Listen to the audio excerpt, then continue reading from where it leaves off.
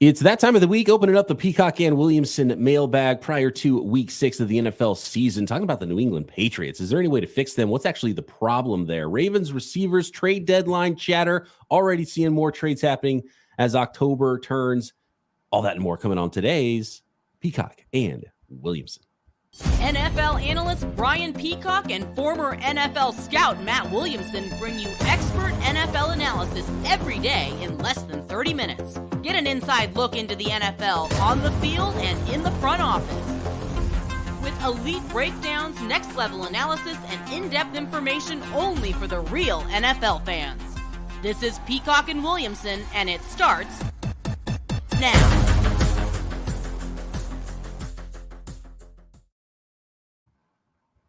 Welcome to the Peacock and Williamson NFL Show. Brian Peacock alongside Matt Williamson at BD Peacock at Williamson NFL. Thanks everybody for making us your first listen here on the Locked On Podcast Network. Your team every day. Appreciate all the everydayers out there. Subscribed on YouTube and anywhere else you get your podcast. Today's episode of P&W is brought to you by Jace Medical. Empower yourself when you purchase a Jace case, providing you with personal supply of 5 antibiotics that treat 50+ infections. Get yours today at jacemedical.com. That's Jace, J-A-S-E, medical.com.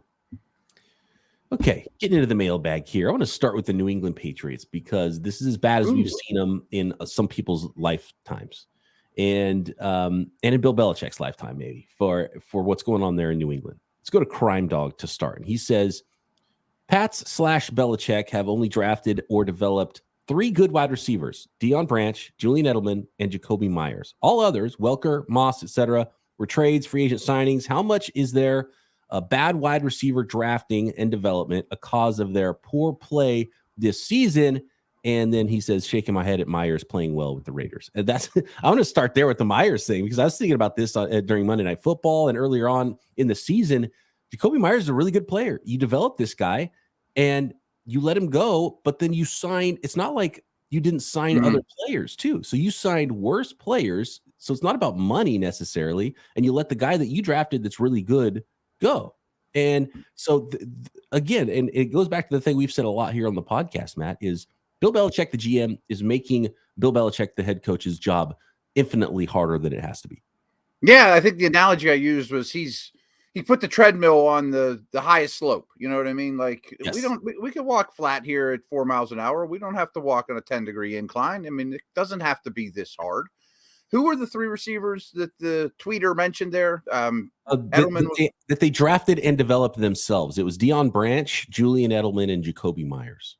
All similar types, you know, and I know they traded for Welker, but they turned Welker into the slot machine that he is as well. Right. So He wasn't, he didn't, it was like a 7th round pick or something they traded from the Dolphins, right?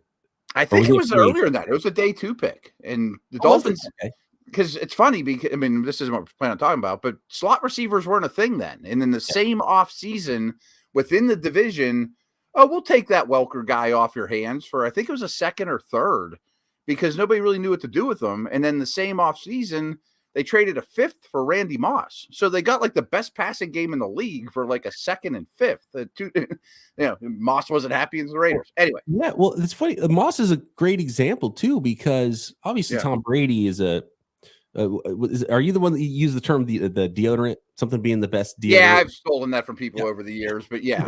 Tom Brady's the ultimate deodorant, right? So like Absolutely. he's survived and they've won Super Bowls with pretty weak, mediocre receiver cores. And then they had Randy Moss, and all of a sudden, oh my gosh, this is the best offense in the NFL. And 50 touchdowns. And it's like, holy smokes, look what happens when you get big time talent at wide receiver for Tom Brady. So clearly Tom Brady's a part of all of this, but I think it's beyond wide receiver too, because clearly the wide receiver quarterback relationship is going to be different. You don't have a Hall of Fame quarterback anymore, and Mac Jones is not going to be that ever. You know what I mean? It's just that's not a thing. But the offensive line's worse. The defense is worse in a lot of different places, the defensive line. And then you let guys like Jacoby Myers, who could be useful, go, and you're signing really mediocre players trying to throw deep balls to Kendrick Bourne, and that's just not his game at all. He can't run away. He didn't run away from anybody his entire life, right? He's a smooth footwork guy, get open underneath, catch the ball, no after the catch, that's it. Plays over. And So everything's bad. You can't just blame it all on the quarterback either, or just the wide receivers. But it just goes to show you with moves like the Jacoby Myers thing, you're looking at him like scratching your head. What are you doing over there? Like, I don't really understand who's doing the evaluating and who's making decisions. And why would you draft and develop a really good player and let him go and sign worse players? So a lot to unpeel here. I do think the way they've handled wide receivers, especially the draft and development, has been about as bad in the league, minus that offseason of Welker and Moss. You know, if you exclude that, which you never should because it was a historically great move. But, I mean, they brought in Chad Johnson and drafted N'Keal Harry. I mean, even guys they've invested in to fix the problem have not worked out well. Now, there's reasons for that, too. I mean, in the Brady years, from what I've been told, and this absolutely plays, that it's a very, very complex offense. You know, when Brady and Belichick have been there, they don't write a new playbook every week or every year. It ends up looking like a Chinese phone book. They just keep adding to it. And some rookie receiver has to learn this many plays as opposed to this many plays that most teams have. So getting on board with that passing game is a real uphill challenge for any new addition, let alone a high draft pick. People don't give Moss this credit, but he's like one of the smartest football minds of any receiver of all time. You know, Welker was as well. Edelman was as well. So that's, to me, the receiver thing. The Myers thing is a very good conversation, and we heard that a lot. We're going to hear it a lot this week because, you know, he's playing the Patriots this week. He's a Raider. Now, to your point and to the tweeter's point, replacing him with Juju and other similar, not as good versions at a slightly better price makes no sense at all. 100% agree. Could they use Jacoby Myers? Oh boy, it might even catch 100 balls there for them. But I've also been told, and this makes a lot of sense to me too, nobody thinks this way. Playing for New England right now isn't fun. Playing for New England when they won Super Bowl after Super Bowl wasn't fun. There's a lot of things at play there. Bill's not necessarily a nice guy. It's not a fun, rah environment. Right. Like when I was scouting for the Browns, I talked to several Patriots scouts that would go in the building a couple times a year from home. And they would be like, every one of them would say, you don't see any of the Super Bowl trophies. You don't know if they're 1-10 or 10-1. Every day is exactly the same. I mean, it's Groundhog Day. And if you get a big playoff check in the end and a shiny ring, it's all worth it. But now people don't want to stay there or go there in free agency is my point. Yeah, and I don't know what goes into the Jacoby Myers decision, but it's not like Madden where there's only one decision maker. That's what I'm saying. Right? Might have said, "No, I'm good. I'm gonna go test the water." Yeah, prefer hanging out with McDaniels than. I know I got an offer over here for my old coach than dealing with this every day. Like it's a stupid little thing, but I've been told that their stadium, which is where they practice and stuff, is the hardest one to get to in the country. So like all these players are like an hour commute. You know, weather's not great. You get there and Bill just grunts at you and then you lose. You know, like it's fine if we win, but if you lose, it's not much fun. Oh man, that's funny. Yeah. Gronk, I think, should be part of the conversation. They drafted and developed Gronk. Great one. Yeah. Tight end. And tight ends have been a feature in those Patriots offenses. And then, but anyway, yeah. So everything's bad. It's not just receivers. It's not just losing Jacoby Myers. It's not just losing one player here or there. And they've done such a good job historically. And this goes back. This was a Bill Walsh thing too. And it was like, I'd rather let someone go a year too early than a year too late. And they've let a lot of free agents go, and you have to pay some big time players when you're a big time team, and you have to make some tough decisions. But they're not a big time team anymore, and I don't even know who they're playing. Don't they have the most cap space in the league next year, or was it this year? Right near the top, yeah, right. Yeah. The year this is coming off. So you should be trying to keep everybody that's good, and you should be trying to sign everybody in free agency. But because you got to get better, you got to get more talent, and when you don't have the quarterback to elevate all the rest of the talent, then you're going to start seeing more warts. And so I think it's all of the above. It's not just one thing right now in New England. Yeah, 100%. And I have two little small notes on that subject too. Is a great thing, again, to their credit, to Brady's credit, that they had going on back in the day was Tom took less than market value. I mean, we know he could have held their feet to the fire and had a huge contract. but that worked in a lot of ways. Of course, you now have cap space to give to others.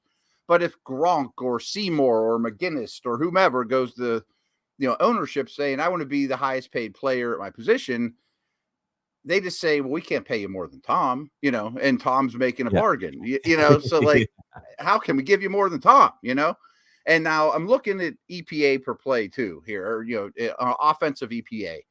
And not only are the Patriots last, I mean, like, there's a big gap from the Patriots to the Giants, the Steelers, the Browns, the Jets. I mean, bad offenses. They're a distant last. And frankly, they're worse on offense than they were last year. Yeah, and EPA, a lot of people want to attach EPA with just the quarterback. And I think Mac Jones' quarterback play has been bad on top of it, but it's an all-encompassing thing. It's an offensive thing. It's an offensive coordinator thing. And so, yeah, everything's worse than it should be right now in New England. That's for sure. I don't know if it's worse than it should be. It's just really, really awful. Well, because I say that because you think about Ramondre Stevenson. At least that was supposed to be good this year, and that's not even good. I mean, just a fantasy note, him and Zeke split carries like in time, like 50-50 this past week. Like, I called that, by the way. I was like, are you guys crazy? You think Bill Belichick's going to just use one workhorse running back? The New England Patriots have never done that. And I knew Zeke was going to creep in there and vulture something from Ramondre Stevenson's value. And of course, we're seeing that. Although Ramondre by himself hasn't been amazing either. Yeah, but that goes up front. They've had probably one of the worst offensive lines they've had in a while right now. Brutal. They were trading for offensive linemen at the roster cut. Just anything they could get. Everything's bad. Speaking of Mac Jones, we got a question here, and I think it's related to comments we heard from Dan Orlovsky earlier in the week about if you put Mac Jones in another offense, say the San Francisco 49ers offense, and Purdy in the Patriots offense, how would things look for those teams and those quarterbacks? Ravens receivers, we do have a receiver trade as well, Van Jefferson and more coming up, Peacock and Williamson style.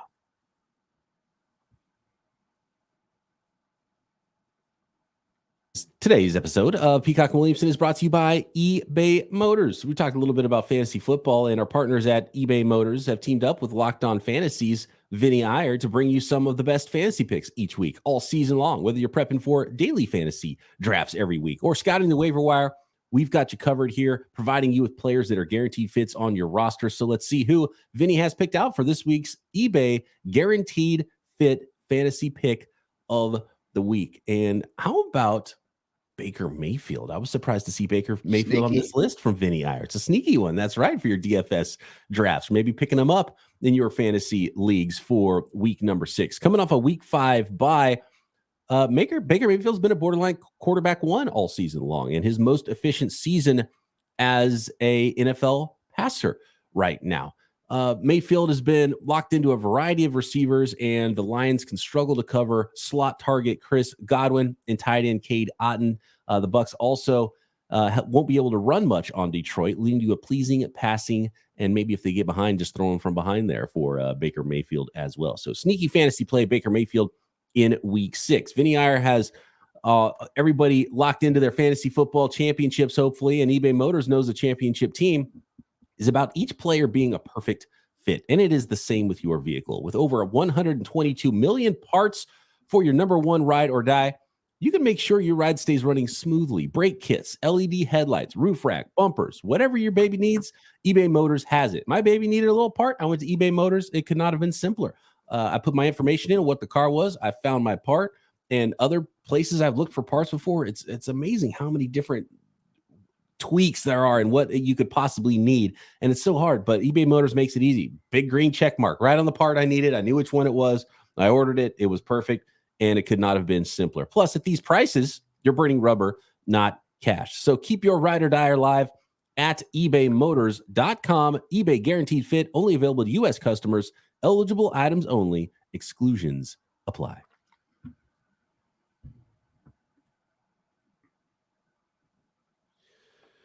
So let's go to this one then and finish up the Patriots portion of things, and then I want to move on to the Ravens as well. But we have a question here from Halsey on YouTube. By the way, you At BD Peacock, at Williamson NFLs, where you can get us questions on Twitter or on the YouTube comments. This one comes from YouTube. What if Mac Jones was the 49ers quarterback and Purdy was on the Patriots, Matt? And I do want to say really quick here, looking at how things might go this year for the Patriots and Mac Jones, do not be shocked if Mac Jones is backing up Brock Purdy in San Francisco next year. Yeah, that's not a bad call.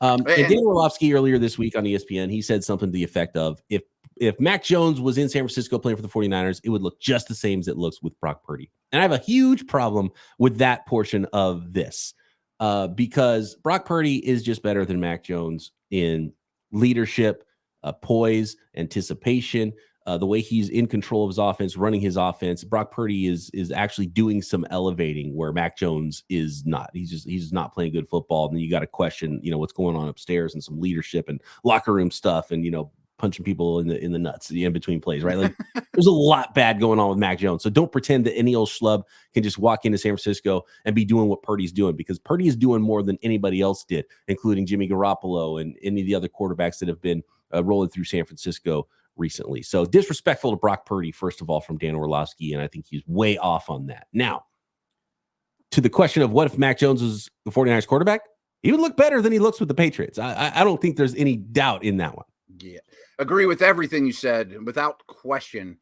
Now, the older I get, the more I'm a believer for young quarterbacks, landing spots, nests, that situation might matter more than the quarterback. Your first year in the league, first round picks, that type of thing. That being said, I referenced EPA earlier. So the bottom 4 quarterbacks in EPA, which does isolate your situation a little bit than just pure stats, are Pickett, Bryce Young, then there's a gap, then there's Mac, and then there's Zach Wilson. Those are, he's basically the worst in the league. He is the worst in the league of quarterbacks that their team planned to start to begin the season. And on the flip side, okay, Mahomes has a 0.28 EPA. He's 4th. Josh Allen has a 0.30. He's 3rd. Tua is 0.32. He's 2nd. Purdy's 1st at 0.51. Every time he snaps the ball, he generates half a point of production for his football team. Like, he's a distant one. And yes, his situation absolutely helps to no end. But to your point, one's the best and one's the worst. and they're both distant. Yes. So the situation would help and hurt, but it wouldn't make the difference of best and worst in the NFL as far as how those offenses. No question. No question. Like, I think Darnold would do well in that offense. I think Jones would do well in that offense, but not Purdy level. Not even, they would be the best in the league. No chance. I said something on Locked On 49ers and actually got a little bit of pushback because, there's been conversations of, oh man, is Christian McCaffrey MVP of the league? Oh man, is it Brock Purdy that's actually MVP of the league right now, or MVP of the 49ers? And I said, I would take Purdy over McCaffrey for the rest of the season in a heartbeat if I had to choose one. And it's not even a conversation. It wouldn't even be close. Really? They're like, what are you talking about? Are you crazy? I was like, are you crazy? I would much rather play with Brock Purdy. The way this offense is humming, putting up 42. McCaffrey averaged 2.7 yards per carry last week, and the Niners put up 42 points on the Cowboys, right? Because of how good Brock Purdy's playing and the rest of the team. I'd much rather roll out there with Brock Purdy and Jordan Mason than Sam Darnold and Christian McCaffrey. And I think it's an easy answer. And I don't know if you agree with me. Because of position they play. Do not agree with me. I think McCaffrey is just so good and so fun to watch. Yeah. I think it's hard for people to wrap their head around how much more valuable a quarterback is than the running back, even though McCaffrey's clearly more than just a running back. It's really interesting because the way both players are viewed, one's Mr. Irrelevant, one's the most dynamic offensive player in the league and unbelievably versatile, but it's still position value is absolutely huge. And forgive me if I'm redundant, you already said this, but I knew you mentioned a lot of this. I keep saying Purdy keeps looking better and better and better too. He's improving. Mac Jones is getting worse and worse and worse. I mean, no doubt. And they're both going opposite directions. It's all feeding into itself too. So that, and I think it's the reverse of what's happening in New England, where things are getting bad. And so then the play calling looks worse, and then the playmakers look worse, and then the quarterback looks worse, and then the blocking looks worse. And then now you're calling conservative plays because nothing's working. And I think the opposite's happening with the 49ers, where Kyle Shanahan can be more aggressive because his quarterback is more aggressive and hitting some plays. So you can go make some plays that and maybe call some plays. So now Kyle Shanahan's actually better because he trusts his quarterback more, and his quarterback is making his plays look better. And in turn, it's making the entire offense and everybody on it look better. So, and that's why the EPA is a great stat, but I don't want to attach it just to quarterback because there's so many little factors into it. And I think that's what we're seeing right now is everything stacking on top of each other, and it's just working marvelously. And a lot of it is because of Purdy, but it's not just because he's better on the same plays. It's because now they can go to new ideas and new plays that he can do that other quarterbacks couldn't before. And he's so good anticipating that it's not like he's making these big time throws because he's chucking it Josh Allen style 65 yards down the field. It's because he's dropping things into areas and using anticipation to get balls into places that maybe other quarterbacks couldn't, and including most likely 100%. Mac Jones. So there's a lot of special qualities for Brock Purdy, and it blows me away every week. And I'm such a believer now, and it's so fun to watch him operate. And I think unless you watch him, you could make the mistake like Dan Orlovsky does of saying, it's the offense, it's Shanahan. Purdy deserves a lot of credit for what's going on right now with the 49ers offense. Yeah, and I don't want to harp on EPA too much, but the one thing that does back Orlovsky is Shanahan quarterbacks kind of break EPA. Like Jimmy's super high every year, even when he's average. Not like this, though. You're not almost double the second guy in the league. You know, I mean, that's insane. And lastly, too, is I'm sure you agree with me. Like when Brock and Mac came out of the womb, Brock was a better playmaker than Mac. You know what I mean? Yes. Oh, he was doing it in college. Yeah. Brock Purdy had the Mahomes play when he was at Iowa State, when he's leaping sideways and he's completely horizontal trying to throw a pass, right? Like he's kind of been that, and it was more frenetic, and he didn't have as much talent around him. So you see what that looks like now in the NFL, and it's been from snap number one for Purdy, which is crazy too. It's not like he was this guy that sat forever and developed for a few years and was a backup that became a starter. It happened almost instantly. It happened in his rookie season, and he's undefeated. When he plays, the 49ers win every single game. It's pretty remarkable. Yeah, it's pretty crazy. So next, I want to talk about the Ravens receivers. Are they doing Lamar Jackson dirty over there in Baltimore? And a little bit more about the trade deadline and some players who will not be around in the next few weeks. Next.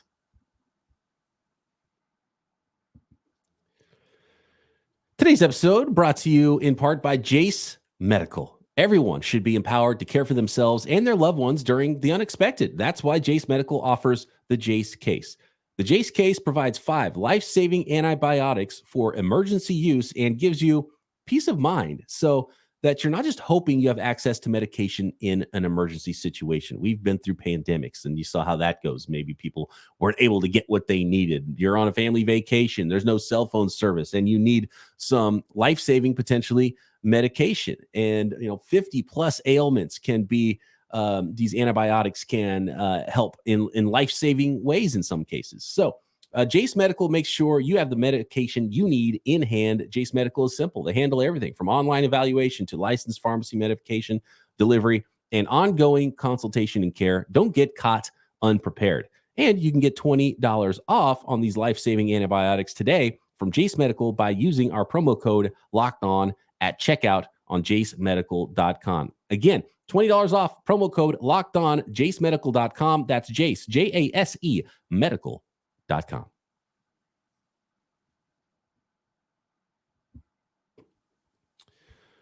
Okay, going to where are we at here? Baltimore. Let's talk Lamar and his receivers. Yeah. We've got a question from Mark. Here it is. And he says, why doesn't Harbaugh and Ravens not get vilified from the national media for never giving Lamar any great weapons? Andrews and nothing else. Zay looks good. Brown was good. Hollywood Brown was good before he was a member of the Cardinals, traded away. They're wasting his talent. I'm a Steeler fan, so it's okay with me, but you get the idea. So what do you think about that idea, Matt? I think a lot about that idea, to be very honest with you. And it didn't dawn on me as much and as bad as it was until I read Warren Sharp's offseason guide, his preview he puts out, his almanac or whatever he calls his. Because he goes into great detail about no one ever talked about Lamar on his rookie deal. We talk about Purdy on his rookie deal. We can get Debo and blah, blah, blah, blah. It was never like, well, Lamar's on his rookie deal. Go get him Stephon Diggs, Tyreek Hill, blah, blah, blah, blah, blah. You know, like a lot of teams do. Herbert goes on his rookie deal, Burrow on his rookie deal. And that being said, I wanted to double check this because I went to drafthistory.com and I'm looking at it now. Lamar was drafted in 2018, as was Andrews, as was Hayden Hurst before Lamar, which is weird. But anyway, the year after Lamar was drafted, they used a 3rd-round pick on Miles Boykin. So that's a day 2 pick. A first-rounder on Marquise Brown. That's the year after Lamar was drafted. The year after that, they use a day 2 pick on Devin Duvernay. And the year after that, they use a 1st-round pick on Rashad Bateman. And this year, they used a 1st-round pick on Zay Flowers. So in terms of draft capital since Lamar's drafting acquisition, I doubt there's a team in the league that's done more, to be honest. What's that, 3 first-round picks and 2 second-day picks? They haven't necessarily been great. And frankly, when it happened, I said the Beckham contract is a flat-out waste of money. I mean, it's just way too much money for a name-brand guy that hasn't played football in forever. But the root is based on a rookie deal, and you didn't get it done for the guy, you know, despite trying through the draft. I mean, that's the history of it. That's why I push back a lot. Is I've heard this narrative quite a bit, and it's just flat out wrong. They've tried a lot. Now they've failed for sure, but they've tried. They've spent a 2nd-round pick on J.K. Dobbins too, the running back. So they've spent tons of draft resources on the offense to try to get this thing right. Part of it is young Lamar and how the offense was built isn't conducive to, you know, huge production for a bunch of receivers, you know, and kind of the target hog was Mark Andrews, and that was about it. But the players clearly haven't been great. I think the Marquise Brown trade was good for the Ravens. I thought that was a smart move by them. And you know, you expect more from Bateman, and we'll see what Flowers ends up being, and Brown, and you know, Duvernay and Boykin, and just none of these guys have turned out. So they've tried, but they failed in a different way, and it hasn't been lack of trying. So I think that's why you can't vilify the Ravens, because you know, they've tried, and whoever, like, they've done such a good job scouting, developing, drafting talent on that roster for a long time. With the wide receiver position, it's like the opposite of the Steelers, right? Every time the Steelers draft a receiver, you're like, oh, George Pickens is going to be great. He went to the Steelers, and it just feels like the opposite for the Ravens. So I have great respect for the Ravens. I mean, it's not a Steeler thing whatsoever. I think they're a really smart organization. So Marquise Brown was drafted with the thought of, we're going to be the run heaviest team in the league. If we have a field stretcher, I can get people out of the box. Okay. I mean, on paper, that sounds wonderful. Except Marquise Brown doesn't block a soul in the run game, you know, and that matters to them, you know, like Miles Boykin does, but he's not good, you know, so what does that gain us? Then in the Duvernay era, nobody plays man coverage against Lamar because I can't turn my back to him. And so I'm going to go get zone beaters because we get zone over and over and over. Well, the league realized Lamar's not as good against man. We're going to do it anyways and spy him. And if he runs, so be it, you know. And then the other thing, and this goes back to the Patriot conversation, especially during this last 3-4 years, if you're a free agent wide receiver, you don't want to go to Baltimore and catch 3 balls a game and block all day. So you got to overpay. You got to overpay Odell Beckham because someone else might be trying to sign him. And if you want the receiver to go there, you maybe got to overpay. So I'm not going to put up numbers and I'm going to block all day. I don't want to do that. Yeah. Patrick Surtain versus Justin Jefferson. I want to say, so Michael asked this question, who's worth more in trade value, Surtain versus Jefferson? We'll answer the question. I think it's Jefferson just because right now wide receiver value is at an all-time high and it's ahead of cornerback value, but I don't think either guy's getting traded. I don't either. I mean, they maybe should, the way those teams are going, and should they go hardcore rebuild? But we talked about the Minnesota Vikings, by the way, and Kwesi, their GM, has talked about what their process was, and we're like, what was this thinking process? His process was, well, we're retooling, we're rebuilding, but we're never going to try to be bad, and we're going to try to win while we're doing anything. And so that's kind of the answer of what they're doing, and they're failing at that because they're still losing. So it would have been smarter to get a lot more draft picks and trade everybody there right now. Justin Jefferson's not going to want to re-sign, I don't think. So that makes things even more difficult. Does that add to it? I think it would be for sure an off-season thing. He's got a hamstring now anyway, so he wouldn't even be able to take a physical. He's on IR before you. Is he on IR? They put him on IR. Just put him on yesterday. Yeah. And so you can't get you won't be able to get a physical with him before the deadline anyway. So Jefferson's not going anywhere. Maybe off season if things got really crazy with Minnesota and they just went full rebuild and need as many picks as possible. Maybe Kirk Cousins, Surtain potentially, because I feel like there's a fire sale in Denver. But I mean, those are the players you build around, not trade away, because they're still young too. Exactly. And I made a lot of waves here this week because I said the Steelers should call the Denver Broncos for Surtain. The Steelers corners are horrible in a Minka-like move, like really good player on his rookie deal that's unhappy in a bad organization, frankly. And maybe you can trick him into giving him a deal, whatever. I would never trade him if I was the Broncos. I think Sauce Gardner and Surtain, especially when you talk money, are the most valuable corners in the league right now. Rookie deals, they're phenomenal players. But Jefferson's worth more. Like if all the 32 GMs got together and nobody who was on a team and everyone's out there and they drafted, Jefferson would go first among wide receivers. Maybe even he would probably go first offensive player that's not a quarterback. Yeah, I agree. Yeah, I mean he's a superstar. I mean he's right. And we go ahead of Surtain, as good as Surtain is now. So if one of those guys gets traded, it's because they force their way out and make it difficult on the team. The team realizes, well, I guess we kind of have to trade this guy because it makes sense for how we rebuild and get something for him because we're not going to re-sign him long term anyway. Yeah, exactly. And maybe that happens. Go ahead. No, I'm done. Okay. Van Jefferson on the move. So we have seen some wide receiver movement and not a massive earth-shattering move there. Van Jefferson going from the Rams to the Falcons. Mecole Hardman is on the trade market. We found out recently, as reported, the New York Jets haven't used him at all. Could he end up back with the Kansas City Chiefs potentially? He's on a 1-year deal, I believe, right now in New York. So there could definitely be some trade action. I think it's gonna be a fun trade deadline for sure. Yeah, I do too. It seems to get more and more active every year, and you trade these guys for 7th round picks or swap a 6 for a 7, that type of thing. Cool, Quick notes to finish this up. We do have more players going on IR too. Devin Achane, seemed like they were on the fence with him. Was it going to be 3 weeks? So new rules, in case you don't know, if you go on IR, and this applies to Jefferson, you have to miss 4 games. And I think Achane, is it going to be 3? Is it going to be 4? So this isn't great news. They kind of sided on it's going to be longer than we thought. And then Richardson, the quarterback for the Colts, what I read today is it's every bit of 4 might be up to 8, right. So that's not so great. And that's a throwing shoulder thing. So now you're rehabbing, and is he 100% the rest of the year? So that's questionable there for Anthony Richardson, which is unfortunate, but at least a month, maybe more like 2 months for him. Yeah. And as you mentioned the other day, I mean, he needs every rep he can get. I mean, he's like Trey Lance, We did have a question. Joey Bagadonitz asked why there's so many hamstring injuries this year. Does it feel like there's more injuries, more hamstring injuries? Is it something to do with less practice, less preseason time for all these players? I missed that question, but I was just chuckling to myself when you said it, because I think about every early August we get asked that, because there's always a lot of hamstring injuries every year and people don't remember it 365 days ago, Yeah. You know what I mean? Yeah, because they're not like ACLs where a guy's out for the year. They leave for a few weeks and come back, and you're like, what was that injury? I can't remember. Some soft tissue thing. I don't know.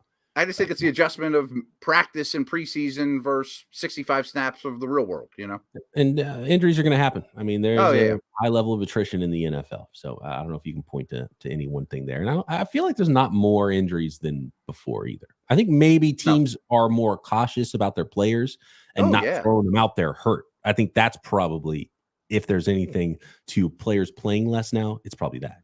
I think that's true. There's definitely more load management in all sports. There's that one more game, I think, scared the old school coaches. I have a hard enough time getting through 16. How am I going to get through 17? I'll put Achane on the IR, so he's there 4 weeks from now, Right. We got Mostert. We got that speed still. Let's Wilson's coming back. Be smart. 3 weeks anyways. Give him an extra week. All right. There we go. Thanks for all the questions, everybody. Apologies if we did not get to yours. Always some great ones. You can always drop a question anytime at BD Peacock, at Williamson NFL on Twitter, or on the YouTube comments. Matt and I back tomorrow. It's time for our week 6 six-pack. Here we go. We got Thursday night football coming. We got another week of NFL games. Matt and I making picks right here. Peacock and Williamson.